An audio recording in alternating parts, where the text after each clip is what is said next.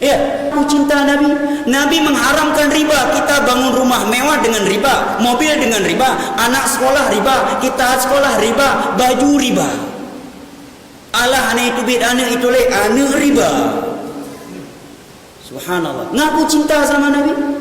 Sedangkan Nabi menyatakan dosa riba yang paling kecil seperti menzinai ibu kandung sendiri sebanyak 40 kali. Ada yang mau menerima tawaran uang ini, uang buat bapak 100 atau 100 M. Syaratnya itu.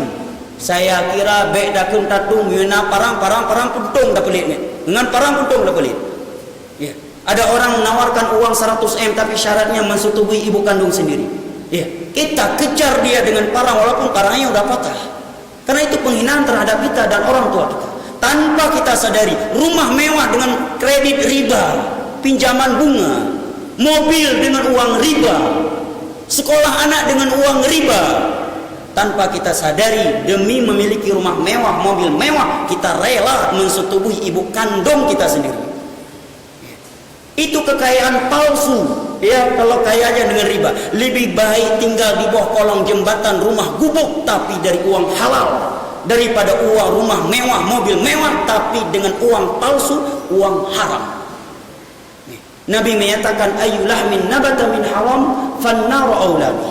Daging mana saja yang tumbuh dari harta haram maka neraka adalah tempatnya.